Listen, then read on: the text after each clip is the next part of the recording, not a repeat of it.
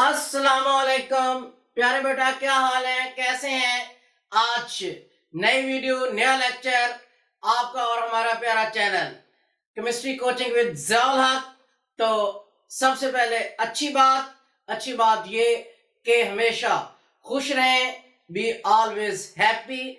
और याद रखें, मैंने ये चीज जानी है, जो आदमी हैप्पी मूड में होता है वो आदमी ज्यादा वर्क करता है और उसकी लाइफ भी एवरेज लाइफ से 7 साल ज्यादा होती है।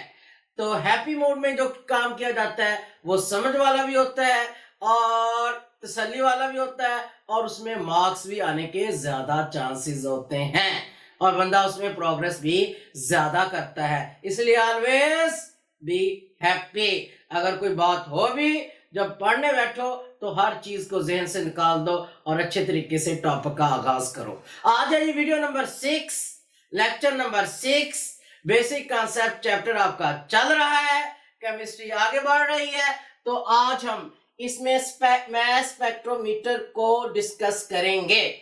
आइसोटोप्स आपने पढ़ लिए थे, तो आइसोटोप्स के हवाले से आज बात करेंगे कि आइसोटोप्स की मैस किसने मालूम की और कैसे की। तो आइसोटोप्स की मैस को मालूम करने के लिए जो इंस्ट्रूमेंट इस्तेमाल किया जाता है दैट इज मैस स्पेक्ट्रोमीटर। तो मैस स्पेक्ट्रोमीटर ये वो इंस्ट्रूमेंट है, the instrument which is used to measure the exact mass of isotope. ये किसी भी आइसोटोप की मैस को मालूम करने के लिए इस्तेमाल किया जाता है और जो टेक्निक है वो मैस स्पेक्ट्रोमीट्री कहलाती है। इसकी टेक्निक मैस स्पेक्ट्रोमीट्री कहलाती है। अब जो मैस स्पेक्ट्रोमीट्री है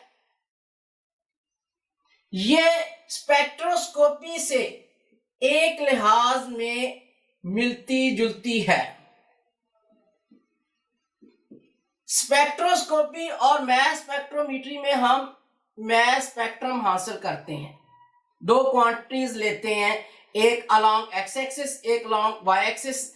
दो क्वांटिटीज के कंपैरिजन में जो ग्राफ हासिल होता है दैट इज कॉल्ड स्पेक्ट्रम। और स्पेक्ट्रम के अंदर बड़ी इंपॉर्टेंट इंफॉर्मेशन होती हैं स्ट्रक्चर के हवाले से या वैसे।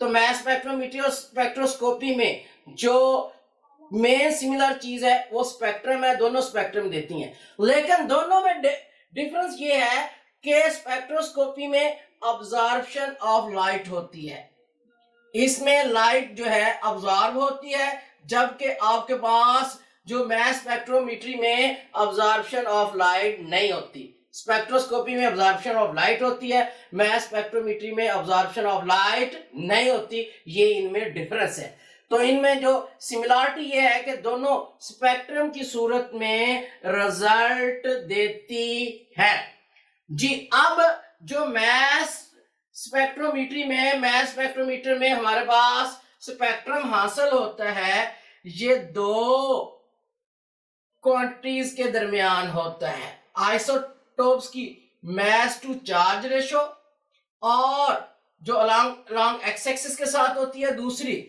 relative abundance of isotope. ठीक है, ये अलोंग वाई एक्सिस होती है। ये हमें जो है 3 तरह की इंफॉर्मेशन देगी। Number of mass of isotope, दूसरा relative abundance ऑफ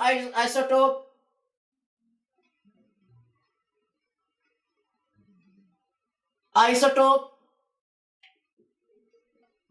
तीसरा ये हमें नंबर ऑफ आइसोटोप के एक एलिमेंट के कितने आइसोटोप्स होते हैं, ये हमें रिजल्ट देगी। जो एलिमेंट आप इन्वेस्टिगेट करेंगे, कोई भी एलिमेंट जो इन्वेस्टिगेट करेंगे, उस एलिमेंट के नंबर ऑफ आइसोटोप, उनकी रिलेटिव अबंडेंस और कितनी अक्सरियत में है, उनकी मैस ऑफ आइसोटोप के हवाले से ये मैस स्पेक्ट्रम में पूरा रिजल्ट देगी। तो आइए आगे हम स्टार्ट करते हैं। तो अब मैस स्पेक्ट्रोमीटर की पहले हिस्ट्री में जाते हैं कि ये कब कैसे आया। तो इसकी शॉर्ट सी हिस्ट्री को देखते हैं। तो पहले एस्टन स्पेक्ट्रोग्राफ, सबसे पहले एस्टन ने एक स्पेक्ट्रोमीटर बनाया जिसको एस्टन स्पेक्ट्रोग्राफ भी कहते हैं। उसने स्पेक्ट्रोग्राफ में ग्राफ हासिल किया तो उसमें मैस ऑफ आइसोटोप मालूम की गई, लेकिन ये सिर्फ गैसियस सैंपल को डील करता है। गैसियस सैंपल और वोलाटाइल जो कंपाउंड है उनको डील करता है। ये इसकी लिमिटेशन है, ये सिर्फ एक स्टेट को डील करता है, गैसियस सैंपल या वोलाटाइल। तो फिर आगे डेम्स्टर जो है इसने स्पेक्ट्रोमीटर बनाया जो आज हम पढ़ेंगे भी, ये इसका स्पेक्ट्रोमीटर है। तो ये जो आपके पास है ये तीनों सैंपल्स सॉलिड, लिक्विड, गैस, तीनों को ये जो है यूटिलाइज करता है। तीनों स्टेट में जो सैंपल आते हैं, चाहे वो सॉलिड, चाहे वो लिक्विड या गैस, उनके ये मैस आइसोटोप्स के मैस मालूम करने में इस्तेमाल किया जाता है। ये हमारे पास जो है ये डेम्स्टर का ही स्पेक्ट्रोमीटर है जो आज हमने इस्तेमाल करना है। तो जी आज सबसे पहले इसका हम प्रिंसिपल देखते हैं। किस प्रिंसिपल के तहत ये, जिस एलिमेंट की आइसोटोप की मैसेज मालूम करनी होती हैं उस एलिमेंट को पहले हम वोलाटाइलाइज करते हैं। वोलाटाइलाइज यानी फॉर्मेशन ऑफ वेपर, उसके वेपर बनाते हैं। ठीक है, जब हम वेपर बना लेते हैं फिर उसे आयोनाइजेशन चेंबर में भेजते हैं, उसको वोलाटाइलाइज करके सैंपल इनलेट करते हैं। फिर वो आयोनाइजेशन चेंबर में जाता है। आयोनाइजेशन चेंबर में टंगस्टन फिलामेंट से अब बीम ऑफ इलेक्ट्रॉन आती है। वो बीम ऑफ इलेक्ट्रॉन आइसोटोप से टकराती है, वेपर से टकराती है, टकराकर उसमें से इलेक्ट्रॉन निकाल के उसे आयंस बना देती है। और वो जो आयंस होते हैं वो आपके पास हर आयन अपनी specific mass to charge ratio रखता है, क्योंकि हमें पता है प्यारे बेटा कि जो आइसोटोप होते हैं इनका चार्ज तो सेम होता है, same atomic number, but mass number different रखते हैं। क्योंकि डिफरेंट मैस नंबर होने की वजह से हर जो आइसोटोप होगा उसका अपना mass to charge ratio specific होगा। फिर इन आयंस को हम आगे एक्सीलरेटिंग चैम्बर में भेजते हैं। एक्सीलरेटिंग चैम्बर नेगेटिव ग्रेड होता है, इन पॉजिटिव आयन को अपनी तरफ खींचता है, इनकी स्पीड तेज हो जाती है। स्पीड तेज होने के बाद फिर ये आगे मैग्नेटिक एनालाइजर में जाते हैं, कर्व पाथ में। ये फिर यहां पर मैस टू चार्ज रेशो की बुनियाद पर एक दूसरे से अलग हो जाते हैं, ग्रुप्स में तकसीम हो जाते हैं। फिर ये जाकर इलेक्ट्रोमोटर से टकराते हैं, यहां पर टकराकर करंट पैदा करते हैं। करंट पैदा करने के बाद अगले स्टेप में यही करंट एम्पलीफाई किया जाता है बाय एम्पलीफायर। फिर इसको रिकॉर्डर में भेज देते हैं। किसमें? रिकॉर्डर में। रिकॉर्डर जो है ये कंप्यूटर के साथ अटैच होता है, ये करंट को स्पेक्ट्रम की शक्ल देता है। स्पेक्ट्रम जैसे मैं अभी आपको बताया कि ये स्पेक्ट्रम दो क्वांटिटीज के दरमियान होता है। अलोंग एक्स एक्सिस जो है मैस टू चार्ज रेशो और वाई एक्सिस जो है इनकी रिलेटिव अबंडेंस होती है। यहां पर ये रिलेटिव अबंडेंस है इनकी, ये स्पेक्ट्रम बना देता है जिसके अंदर हमें तीनों इंफॉर्मेशन मिल जाती है। तो ये हमारा इसका प्रिंसिपल था। तो आइए जनाब हम सबसे पहले जो है इसका स्टेप जो है वोलाटाइलाइजेशन उसको देखते हैं, ये कैसे परफॉर्म करते हैं। अब वोलाटाइलाइजेशन का लफ्जी मतलब जो होता है formation of vapour, formation of vapours बनाना। अब जो भी एलिमेंट जिसके आपने आइसोटोप की मैस मालूम करनी है उसको पहले आपने हीट देकर वेपर में भेजना है और फिर इसको इनलेट सिस्टम में आगे दाखिल करना है। वोलाटाइलाइजेशन क्यों की जाती है? क्योंकि ये वेपर जाने होते हैं आयोनाइजेशन चैम्बर में, और आयोनाइजेशन का अमल हमने पढ़ा है कि मॉलिक्यूलर स्पेशीज में, मॉलिक्यूलर आयंस में के मॉलिक्यूल के आयंस गैसियस स्टेट में बनते हैं। किस स्टेट में? गैसियस। अगर आप इसको डायरेक्टली सॉलिड या लिक्विड स्टेट में भेजेंगे आगे आयोनाइजेशन चैम्बर में, पहले यहां पर इनको हीट देकर, एनर्जी देकर गैसियस स्टेट में लाना पड़ेगा, फिर इनके आयोनाइजेशन का अमल होगा। इसलिए पहले ही से इनको वोलेटाइलाइज कर लिया जाता है, हीट देकर वेपर की शक्ल में भेज दिया जाता है, फिर ये वेपर की स्टेट में, गैसियस स्टेट में यहां दाखिल होते हैं और यहां पर गैसियस स्टेट में आयोनाइजेशन का अमल होता है। अच्छा, जो सैंपल पहले गैसियस स्टेट में, कोई मसला नहीं, उसे इंटर कर दें, लेकिन जो कोई सॉलिड या लिक्विड स्टेट में है उसे आप हीटर पर हीट करके वेपर बनाकर आगे भेजेंगे। जो सॉलिड होता है, जो सॉलिड हाई टेम्परेचर पर डिकम्पोज नहीं होता, आप उसे हीट देकर वेपर बनाकर आगे भेज दें, ठीक है। अगर जो सॉलिड डिकम्पोज हो जाते हैं हाई टेम्परेचर पर, आप उसे सॉलिड स्टेट में ही वेपोराइज करके आगे भेजेंगे। अब हमें पता चल गया है कि वोलेटाइलाइजेशन का अमल क्यों करते हैं, ताकि गैसियस स्टेट में ये आयोनाइजेशन चैम्बर में आ जाएं और ये आसानी से आयंस बन जाएं और आयोनाइजेशन का अमल गैसियस स्टेट में होता है। एक बात ये हो गई। दूसरी बात, जब आप वेपर्स को इनलेट सिस्टम में दाखिल करते हो तो वेपर का प्रेशर 10 की पावर रेज टू -7 या 10 की पावर -6 से लेकर 10 की पावर -7 तक रखते हो। लो प्रेशर पर 10 की पावर रेज टू -6 से 10 की पावर रेज टू -7 में वेपर इंटर करते हो। क्यों? इसके दो मकसद होते हैं, ताकि मॉलिक्यूल दूर दूर रहें, डिस्टेंसेस पर रहें, फासले पर रहें और मॉलिक्यूल कंडेंस होकर दोबारा लिक्विड या सॉलिड स्टेट में ना चले जाएं। एक मकसद ये कि मॉलिक्यूल डिस्टेंस पर रहें, दूर दूर रहें, मॉलिक्यूल कंडेंस ना हो सके ताकि लिक्विड या सॉलिड स्टेट में ना चले जाएं। और दूसरी बात ये होती है कि जब ये गैसियस स्टेट में यहां पर जाएंगे तो आयोनाइजेशन का अमल गैसियस स्टेट में ही होता है, तो इसलिए इनको गैसियस स्टेट में रखने के लिए इनका प्रेशर कम रखा जाता है। ये दो पर्पस होते हैं। और जो वेपर और गैसियस स्टेट के दरमियान डिफरेंस क्या होता है, वेपर और गैस के दरमियान डिफरेंस क्या होता है? वेपर्स और गैस के दरमियान डिफरेंस ये नोट करेंगे बच्चों, मैं ये बताता हूं आपको। वेपर आपके पास ये गैसियस स्टेट होती है ऑफ सॉलिड एंड लिक्विड, ये लिक्विड और सॉलिड की मुश्तरका गैसियस स्टेट होती है। Just apply on pressure vapour convert हो जाते हैं लिक्विड या सॉलिड के अंदर।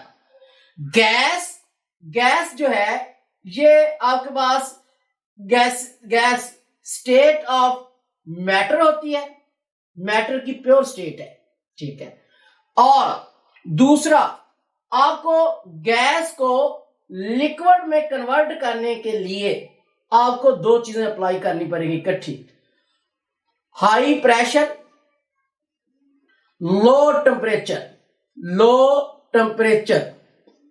हाई प्रेशर और लो टेम्परेचर के ऊपर गैसेस लिक्विड में कन्वर्ट होती हैं। गैस को कन्वर्ट करने के लिए आपको हाई प्रेशर और लो टेम्परेचर दोनों को अप्लाई करना होगा, जबकि वेपर के ऊपर जस्ट जो आप हाई प्रेशर को अप्लाई करो तो ये लिक्विड में चले जाते हैं। वेपर और गैस में फर्क देख लो। वेपर जो है ये गैसियस स्टेट है मुश्तरका, इसकी सॉलिड और लिक्विड की गैसियस स्टेट है, और गैस ये आपके पास मैटर की प्योर स्टेट होती है।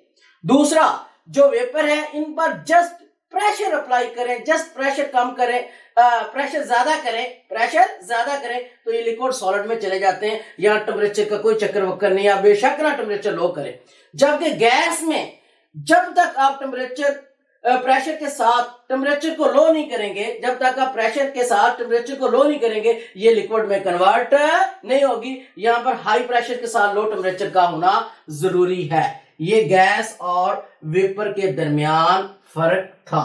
अब हमारे पास जो सब्सटेंस इन्वेस्टिगेट कर रहे हैं वो चली गई है वेपर फॉर्म में। किस फॉर्म में? वेपर फॉर्म में। वेपर फॉर्म में जब यहां दाखिल कर दिया है तो अगला चैम्बर हमारे पास आ जाता है आयोनाइजेशन चैम्बर। सेकंड चैम्बर जी, ionisation chamber, chamber number 2 ionisation, यानी फॉर्मेशन ऑफ आयंस।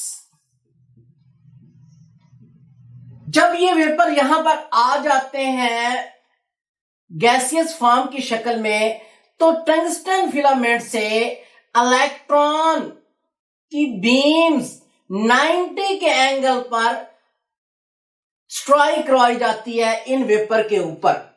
जब ये बीम इन वेपर पर टकराती है, वो टकराकर इनसे इलेक्ट्रॉन निकालती है, तो ये यहां पर पॉजिटिव आयन बन जाते हैं, पॉजिटिव आयन बन जाते हैं। याद रखिए, ये बीम ऑफ इलेक्ट्रॉन की एनर्जी ये आयोनाइज्ड होने वाले आइसोटोप्स की एनर्जी से ज्यादा होनी चाहिए।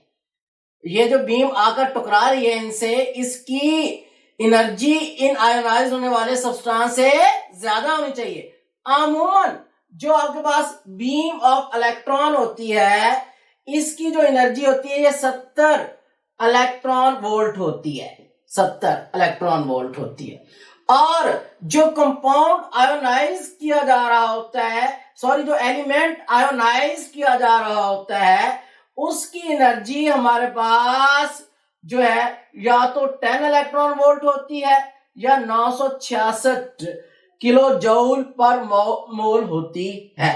जो कंपाउंड या एलिमेंट आयोनाइज हो रहा होता है उसकी एनर्जी ज्यादातर 10 इलेक्ट्रॉन वोल्ट होती है, इसके बराबर होती है, इससे कम होती है, या 966 किलो जूल पर मोल या इससे कम होती है। और जो बीम ऑफ इलेक्ट्रॉन है इसकी 70 इलेक्ट्रॉन वोल्ट होती है। ये इतनी ज्यादा एनर्जी है, इससे 3 काम होते हैं। एक आइसोटोप आयोनाइज हो जाते हैं, ठीक है, आगे मजीद इनके फ्रेगमेंट्स बनते हैं, इनके छोटे छोटे पॉजिटिव आयन बनते हैं, और तीसरा केमिकल बॉन्ड तक टूट जाते हैं, केमिकल बॉन्ड तक टूट जाते हैं।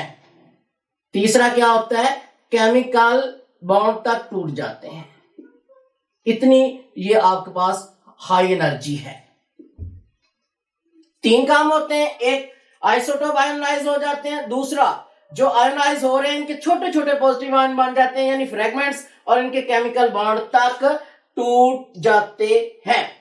अब जो आपके पास बीम ऑफ इलेक्ट्रॉन जब मॉलिक्यूल से टकराती है, तो मॉलिक्यूल के आयन बनने के 2 चांस हो सकते हैं। ये बीम ऑफ इलेक्ट्रॉन ई, ये एम मॉलिक्यूल आपके पास आइसोटोप है। जब ये इससे टकराएगी, या तो ये इसके आखिरी शेल में मौजूद इलेक्ट्रॉन को स्ट्राइक करके निकाल के 2 इलेक्ट्रॉन हो जाएंगे और एम पॉजिटिव बन जाएगा, या ये खुद इसका हिस्सा बन के आपके पास एम नेगेटिव हो जाएगा। अब ये किन सूरतों में होता है, देखें जी, जब इलेक्ट्रॉन जाकर इस मॉलिक्यूल से टकराता है तो 2 फोर्सेस अप्लाई कर रहे होते हैं। ये इलेक्ट्रॉन इसी मॉलिक्यूल के आखिरी शेल में मौजूद इलेक्ट्रॉन को रिपेल कर रहा होता है, उसी वक्त इस मॉलिक्यूल का जो न्यूक्लियस है इस इलेक्ट्रॉन को अट्रैक्ट कर रहा होता है, अट्रैक्शन कर रहा होता है। ये 2 फोर्सेस है। जब ये इलेक्ट्रॉन इसके आखिरी शेल में मौजूद इलेक्ट्रॉन को रिपेल करेगा, उसी वक्त इस मॉलिक्यूल का जो न्यूक्लियस पॉजिटिव है इसको अट्रैक्ट करेगा। अच्छा जी, अब दोनों केस, अब आपके पास कौन सी फोर्स ज्यादा होगी वो डिसाइड करेगी कि पॉजिटिव बनेगा या नेगेटिव। अगर रिपल्शन बहुत हाई है, रिपल्शन बहुत हाई है, न्यूक्लियस की अट्रैक्शन कम है, तो ये इलेक्ट्रॉन उसके आखिरी इलेक्ट्रॉन को सख्ती से स्ट्राइक करेगा और निकाल देगा और एम पॉजिटिव बन जाएगा। अगर अट्रैक्शन हाई है, न्यूक्लियस की अट्रैक्शन हाई है, इस इलेक्ट्रॉन की रिपल्शन, इसके जो इलेक्ट्रॉन के साथ रिपल्शन कम है, तो वो इसका न्यूक्लियस इसको अट्रैक्ट करेगा और ये नेगेटिव बन जाएगा। अब हमें बता चुके हैं कि जो बीम ऑफ इलेक्ट्रॉन है ये 70 इलेक्ट्रॉन वोल्ट एनर्जी रखती है, much much much high energy. तो इसकी रिपल्शन इसके इलेक्ट्रॉन के साथ जाकर बहुत ज्यादा हाई है, तो इसलिए ये इसको स्ट्राइक करके निकाल देगी और 100% चांस जो है वो पॉजिटिव बन जाता है, ये पॉजिटिव बन जाएंगे और यहां पर आपके पास पॉजिटिव आयन बन जाएंगे। और यहां पर हर ion, every positive ion has its own specific mass to charge ratio. हम जानते हैं कि जो आइसोटोप होते हैं उनके एटॉमिक नंबर सेम होते हैं, मास नंबर डिफरेंट होते हैं, और हर आइसोटोप का अपना मखसूस मास नंबर होगा, उसकी बुनियाद पर उसकी मास टू चार्ज रेशियो भी स्पेसिफिक होगी। इसके बाद देखें जी, अब क्वेश्चन है कि how many positive ions are produce, कितने पॉजिटिव आयंस बनते हैं एक एलिमेंट से। यह डिपेंड करता है नेचर ऑफ एलिमेंट पर, एलिमेंट की नेचर कैसी है, कि एलिमेंट के कितने आइसोटोप्स हैं। नेचर ऑफ एलिमेंट पर डिपेंड करता है जी कि how many isotopes of element, के एलिमेंट्स के कितने आइसोटोप्स हैं। अगर किसी एलिमेंट के 3 आइसोटोप है, जाहिर बात है उसके 3 पॉजिटिव आयन बनेंगे। अगर किसी आइसोटोप्स के, किसी एलिमेंट के 2 आइसोटोप्स हैं, दो पॉजिटिव आयन बनेंगे। अगर किसी के 4 हैं तो 4 बनेंगे। तो देखें आपके पास जैसा कि नियॉन के 3 आइसोटोप्स होते हैं, तो लाजमन बात है फिर इसके कितने पॉजिटिव आयन बनेंगे, 3। Neon 1020 1 positive, neon 1020 1 positive, neon 1022 positive. Neon के 3 आइसोटोप हैं, 1020 पॉजिटिव, 1021 पॉजिटिव, 1022 पॉजिटिव। तो इसके 3 आइसोटोप होते हैं, तो इसके 3 पॉजिटिव आयन बनेंगे। इसी तरह हाइड्रोजन के भी 3 आइसोटोप्स होते हैं, इसके भी आपके पास 3 पॉजिटिव आयन बनेंगे, H11 के, H12 के और H13 के। प्रोटियम, ड्यूटियम या ट्रिटियम कितने पॉजिटिव आयन बनते हैं, यह डिपेंड करता है उस एलिमेंट की नेचर पर कि वो कितने आइसोटोप्स रखता है। जितने आइसोटोप रखता है उतने पॉजिटिव आयंस बनते हैं। आगे जी, ये पॉजिटिव आयन जो बन गए हैं, जैसा कि मैं अभी आपको बताया है कि इनके एटॉमिक नंबर सेम होते हैं, मास नंबर डिफरेंट होते हैं। मास नंबर डिफरेंट होने की वजह से ईच आयन, हर आयन जो है अपनी specific mass to charge ratio रखेगा, क्योंकि अपनी उसकी मखसूस मास है, इसलिए उसकी बुनियाद पर मास टू चार्ज रेशियो मखसूस रखेगा। फिर इसके आगे आ जाता है एक्सलरेटिंग चैम्बर। अब आप हमारे पास आयंस बन चुके हैं। अगला चैम्बर है एक्सलरेटिंग चैम्बर या ग्रिड।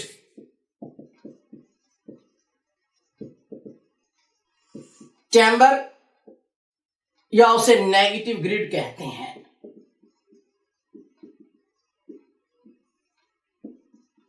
ये जो बीम ऑफ इलेक्ट्रॉन्स है, इसके नीचे पॉजिटिव लगाई गई होती है ग्रिड। ये यहां पर आइसोटोप्स के साथ स्ट्राइक करने के बाद, इसमें से इलेक्ट्रॉन निकालने के बाद, इनको पॉजिटिव आयन बनाने के बाद सीधे इस इनोड की तरफ चले जाते हैं। इससे आगे जो जी एक्सलरेटिंग चैम्बर जिसकी हम बात कर रहे हैं, ये नेगेटिव ग्रेड होते हैं और इनकी जो वोल्टेज होती है वो होती है 500 से लेकर 2000 वोल्टेज तक इनको वोल्टेज सप्लाई की गई होती है। हाई एनर्जी वोल्टेज सप्लाई की गई होती है। और इनकी ये इलेक्ट्रिक फील्ड आयोनाइजेशन वाली इलेक्ट्रिक फील्ड से ज्यादा होती है। इनकी इलेक्ट्रिक फील्ड एक्सलरेटिंग प्लेट की, नेगेटिव ग्रिड की आयोनाइजेशन वाली इलेक्ट्रिक फील्ड से बहुत बहुत ज्यादा होती है, ताकि पॉजिटिव आयन इनकी तरफ तेजी से खींचे चले आए। और वो तेजी से खींचे चले आते हैं और वो स्पीडी हो जाते हैं और ज्यादा रफ्तार इख्तियार कर लेते हैं। और फिर इन speedy particle, positive charge particle को यहां आगे मैग्नेटिक एनालाइजर से गुजारना है और यहां पर ये अलहदा होते हैं। किसकी बुनियाद पर अलहदा होते हैं? मास टू चार्ज रेशो की बुनियाद पर। क्योंकि जैसा कि अभी मैं आपको बता चुका हूं कि आइसोटोप के मास नंबर डिफरेंट होते हैं और एटॉमिक नंबर सेम, इसलिए हर जो पॉजिटिव आयन है अपनी मास डिफरेंट होने की वजह से अपनी मखसूस मास टू चार्ज रेशो रखता है। अब नियॉन के कितने होते हैं? नियॉन के 3 होते हैं। अभी हमने पढ़ा था नियॉन 1020, नियॉन 1021, नियॉन 1022 ये पॉजिटिव वाले, ये पॉजिटिव। अब तीनों की मैसेज डिफरेंट है, इसलिए इनकी मास टू चार्ज रेशियो भी डिफरेंट होगी। आगे जी हमारे पास मैग्नेटिक एनालाइजर, जिसमें से स्पीडी पार्टिकल को गुजारा जाता है।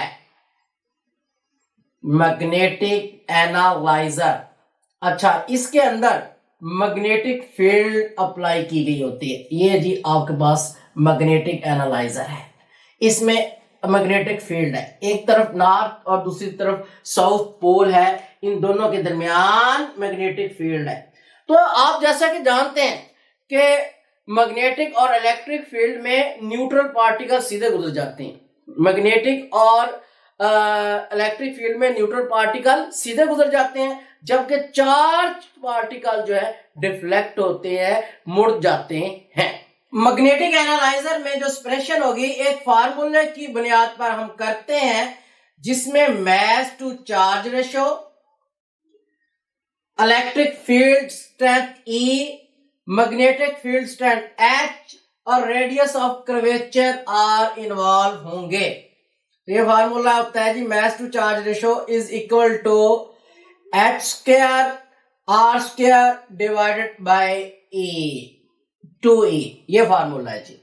अब यहां पर mass of isotope, E charge of isotope, M से मुराद मास ऑफ आइसोटोप, E से मुराद चार्ज ऑफ आइसोटोप, H से मुराद स्ट्रेंथ ऑफ मैग्नेटिक फील्ड। ये जो है H जो आपके पास, ये मैग्नेटिक फील्ड की स्ट्रेंथ है, मैग्नेटिक स्ट्रेंथ है आपके पास।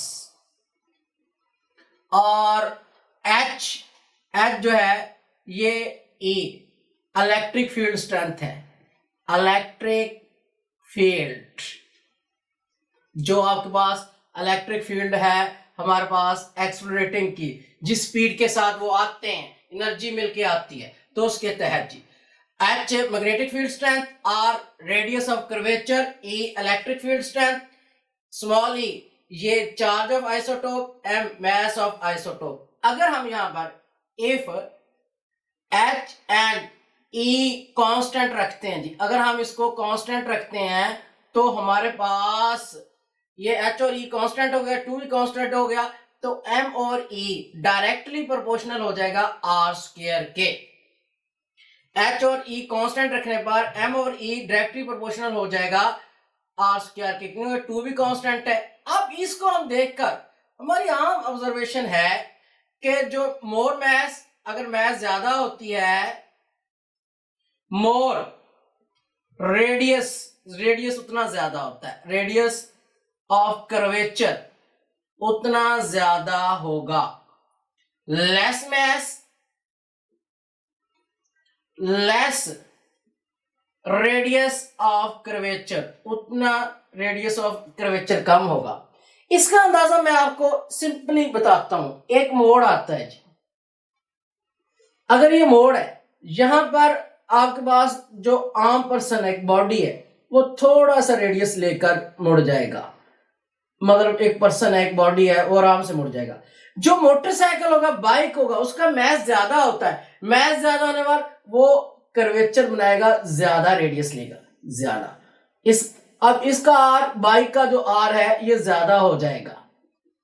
इसी तरह अगर कार होगी, उसकी मास ज्यादा होगी, वो और ज्यादा रेडियस लेगी।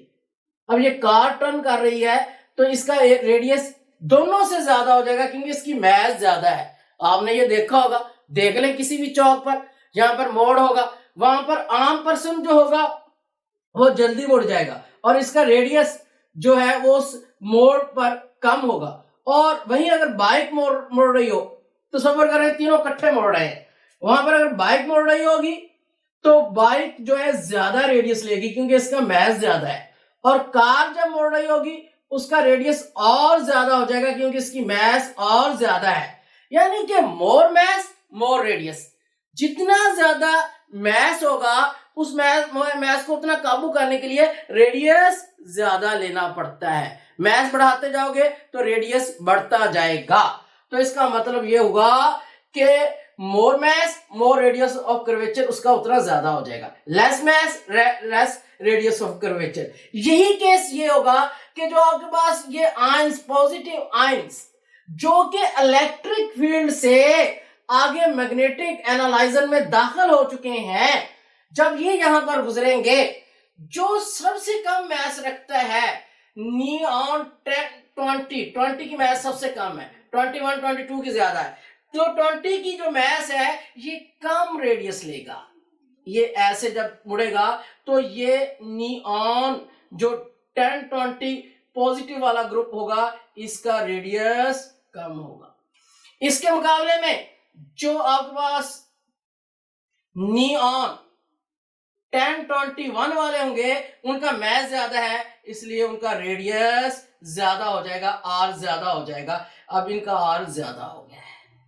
और जो आपके पास 10 22 वाले होंगे उनका रेडियस और ज्यादा हो जाएगा। अब इनका रेडियस और ज्यादा हो गया क्योंकि इनकी मैस और ज्यादा हो गई है। 10 22 पॉजिटिव वालों की इनकी मैस सबसे ज्यादा हो जाएगी, इनका रेडियस सबसे ज्यादा हो जाएगा। आप देख लें जो 10 20 वाले हैं इनकी मैस 20 कम है तो ये कम रेडियस लेकर जल्दी मुड़ जाएंगे, और जो 21 वाले हैं इनकी मैस ज्यादा है, ये आगे जाकर 20 वालों से आगे जाकर रेडियस ज्यादा लेकर मुड़ जाएंगे, और जो 22 वाले और ज्यादा लेकर रेडियस मुड़ जाएंगे। तो यहाँ पर जो है वो पहले जो जल्दी मुड़ेंगे रेडियस कम लेंगे वो कौन होंगे? नियॉन 10 20, नियॉन 10 20 वाले होंगे, ये आपके पास रेडियस लेंगे, ये पॉजिटिव। आगे वाले कौन से लेंगे? नियॉन 10 21 वाले पॉजिटिव, और बड़ा जो रेडियस लेंगे वो आपके पास होंगे नियॉन 10 22 पॉजिटिव वाले लेंगे अकॉर्डिंग टू देयर मैस, क्योंकि अभी हमने रिलेशन जज कर लिया है कि mass directly proportional to the R square. यहां पर ये मैस टू चार्ज रेशो की बुनियाद पर अलग हो जाएंगे। किसकी बुनियाद पर? मैस टू चार्ज रेशो की बुनियाद पर अलग हो जाएंगे, क्योंकि एच और ई हमने कांस्टेंट रख लिए हैं। जब हमने इनको कांस्टेंट रखा एच और ई को, पीछे बच गया 2, ये भी कांस्टेंट हो जाएगा, फिर एम और ई डायरेक्टली प्रोपोर्शनल हो जाएंगे आर स्क्वायर के।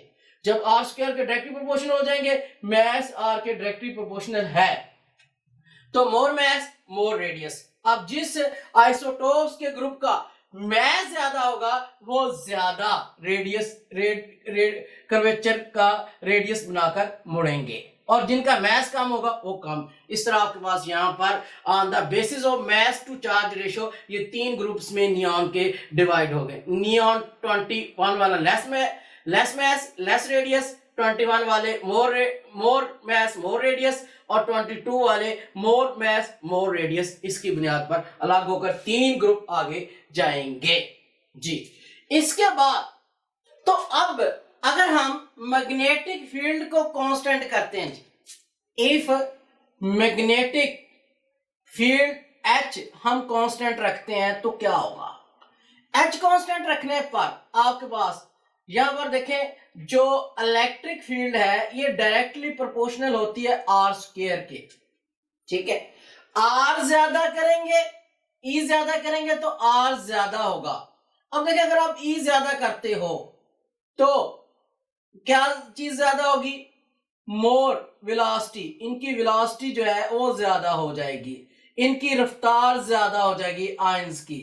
जब आयंस की रफ्तार ज्यादा हो जाएगी तो इसका मतलब है रेडियस ये ज्यादा कैरी करेंगे। अब नियॉन 10 20 जो है अगर यहां पर है ये थोड़ा सा आगे हो जाएगा, 10 21 वाला यहां पर है ये थोड़ा सा आगे चला जाएगा, 10 22 वाला यहां पर है ये आगे चला जाएगा। अब जहां पर वो सेपरेट हो रहे थे वो थोड़ा सा आगे रेडियस ले जाएंगे।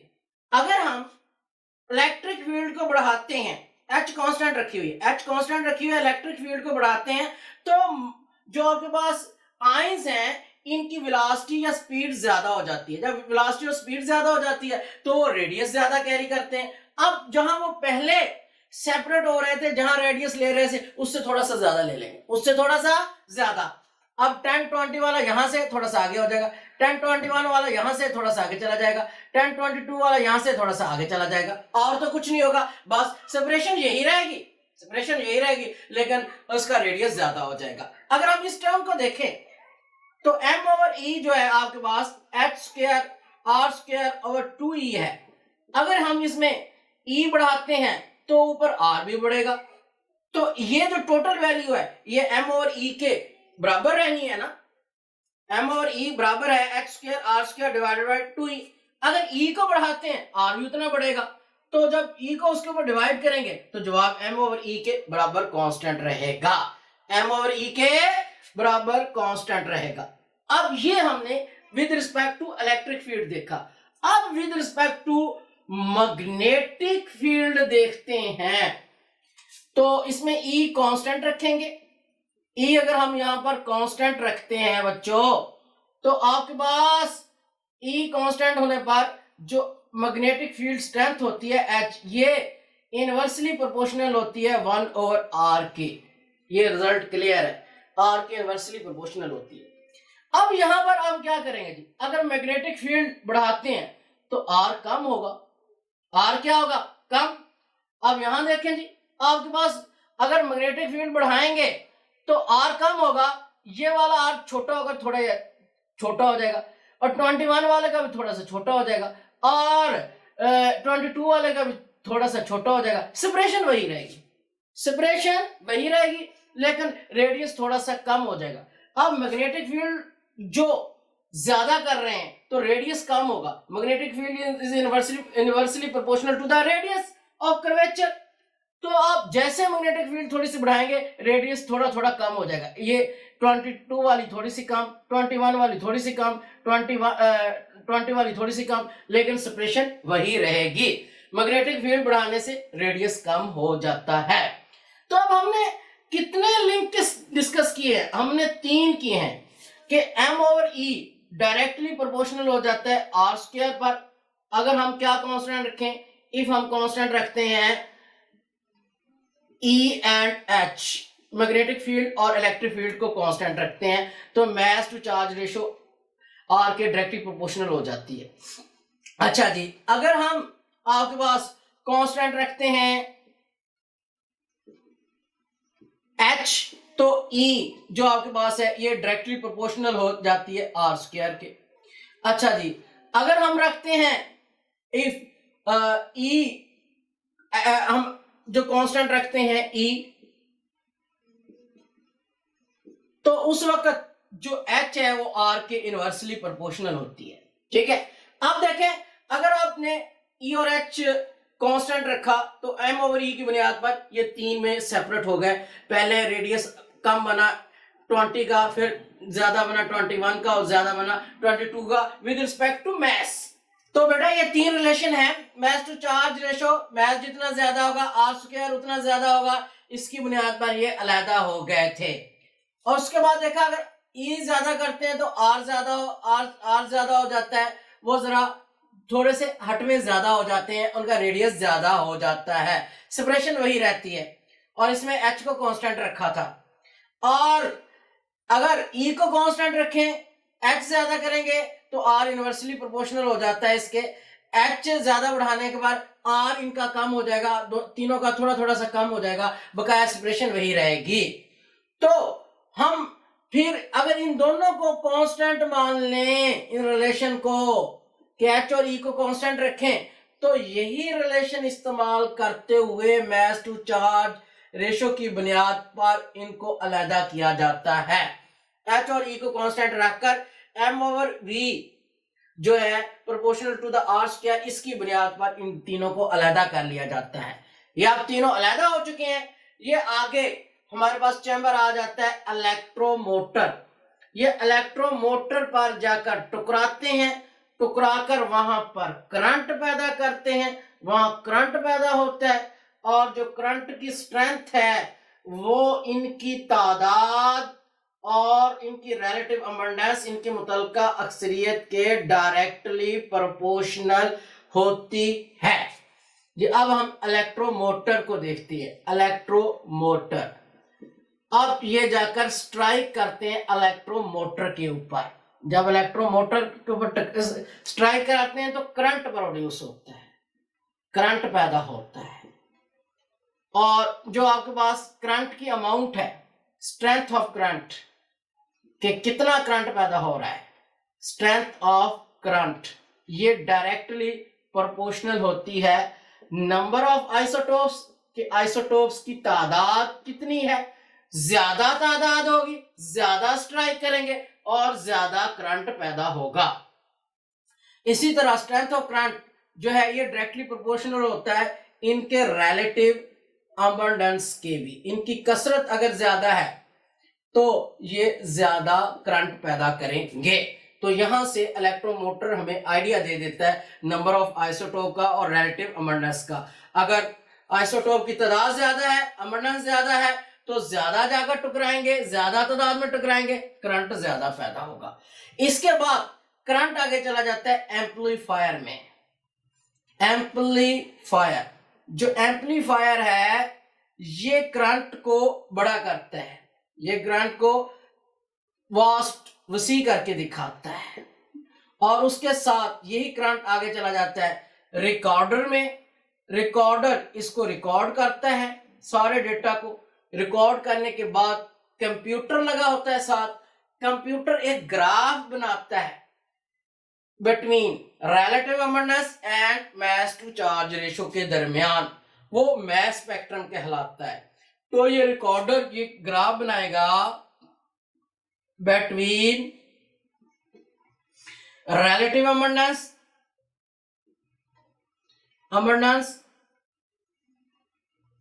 And mass to charge ratio.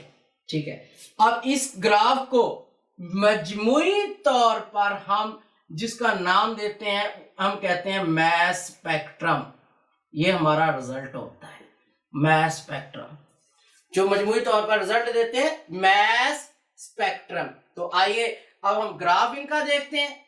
तो ये ग्राफ आपके पास mass to charge ratio versus relative abundance है। वाई एक्सिस पर रिलेटिव अबंडेंस ले रहे हैं। जैसे जैसे जीरो से ऊपर की तरफ जाएंगे रिलेटिव अबंडेंस, इनकी मुतलका कसरत में इजाफा होगा, अक्सरियत में इजाफा। और जैसे एक्स एक्सिस में इधर मूव करेंगे इसके मास में इजाफा होगा। अब कितने मास वाले हैं? ये 3 वाले हैं। पहला आपके पास जी नियॉन, आपके पास ये 20 वाला है। कितने वाला? 20 वाला। दूसरा आपके पास कितने वाला? 21 वाला। तीसरा कितने वाला? 22 वाला। तो 20 वाले की जो अबंडेंस है इसकी सबसे ज्यादा हमें नोट हो रही है, ये हो रही है 98%। और 21 वाले की जो है ये हमारे पास हासिल हो रही है 0.257%। और 22 वाले की जो परसेंटेज है ये है 8.82% है।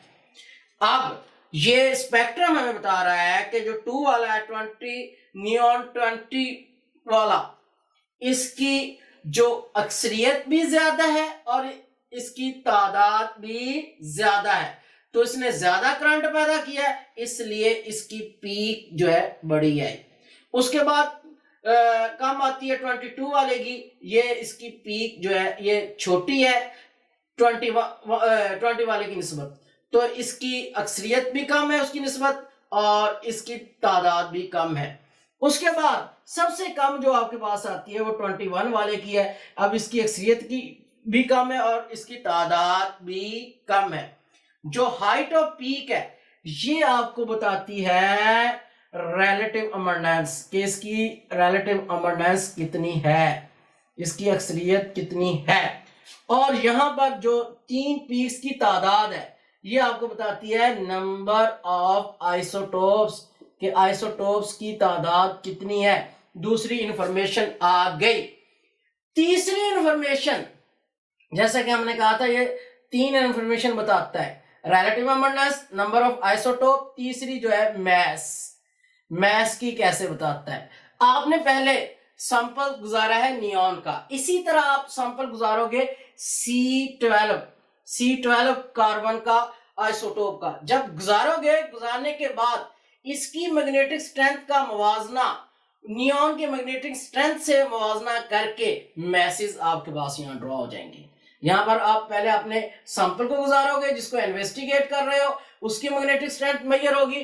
फिर C12 को गुजारोगे, इसकी मैग्नेटिक स्ट्रेंथ मेजर होगी। फिर ये जो आपके पास स्पेक्ट्रोमीटर है दोनों का कंपैरिजन करके मैसेज ड्रॉ कर देगा।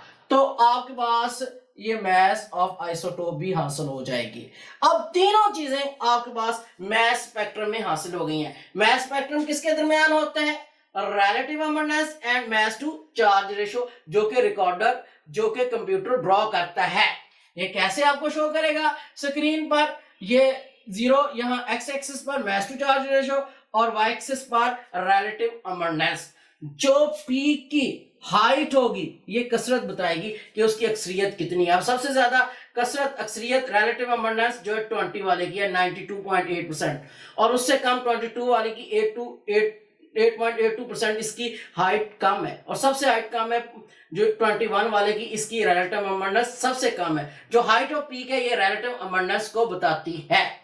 और जो पीक की तादाद है, नंबर ऑफ पीक्स, ये बताती है number of isotopes. Number of peaks, number of isotope और मास आप मालूम कर लेंगे। ये आपके पास तीनों इंफॉर्मेशन बता देता है। तो अगर हम स्पेक्ट्रम को जज करना हो तो हम यहां पर लिख सकते हैं कि हाइट ऑफ पीक गिव देती है रिलेटिव अबंडेंस का, हमें रिलेटिव अबंडेंस के मतलब बताती है जी। और आपके पास नंबर ऑफ पीक्स ये बताती है नंबर ऑफ आइसोटोप्स का, कि उसके अंदर कितने आइसोटोप हैं। अब 3 पीक्स हैं तो हमें पता है इसके नियोन के 3 आइसोटोप होंगे। क्लोरीन के 2 पीक्स होते हैं, 2 आइसोटोप होते हैं। ब्रोमीन के 2 पीक्स आएंगे, 2 आइसोटोप होगी। तो ये आपके पास मास स्पेक्ट्रम ये 3 रिजल्ट आपको प्रोवाइड कर देगा। आइसोटोप की तादाद, आइसोटोप की मास और रिलेटिव अबंडेंस ऑफ आइसोटोप। इसका ये प्रिंसिपल है। पहले वोलेटाइलाइजेशन करते हैं, जिसको इन्वेस्टिगेट करना होता है उसके जो आइसोटोप है उनको वेपर फॉर्म में भेजते हैं, फिर उनकी आयोनाइजेशन करते हैं आयोनाइजेशन चैम्बर में, फिर उनको एक्सट्रेट करते हैं नेगेटिव ग्रेड के थ्रू, आगे फिर मैग्नेटिक एनालाइजर में भेजते हैं, मास टू चार्ज रेशियो की बुनियाद पर सेपरेट करते हैं, इलेक्ट्रोमोटर में जाते हैं, वो जाकर स्ट्राइक करते हैं, करंट पैदा करते हैं। जितनी तादाद, जितनी उनकी अबंडेंस होगी उतना करंट ज्यादा पैदा होगा। उसके बाद एम्पलीफायर उस करंट को बड़ा करता है, रिकॉर्डर आपके पास मास स्पेक्ट्रम का ग्राफ बना देता है। बेटा मास स्पेक्ट्रम में जब ये मास ऑफ आइसोटोप आप हासिल कर लेंगे, फिर मास ऑफ आइसोटोप्स की मदद से किसी भी एलिमेंट की एवरेज एटॉमिक मास मालूम कर सकते हैं। मास ऑफ आइसोटोप मालूम करने के बाद आप इनकी मदद से एवरेज एटॉमिक मास जो हम लैब में इस्तेमाल करेंगे वो इनसे आप हासिल कर लेंगे और हम मालूम कर सकते हैं। तो अगले लेक्चर में इंशाल्लाह ये हम मालूम करेंगे आपके पास एवरेज एटॉमिक मास कैसे मालूम की जाती है। तो अल्लाह हाफिज।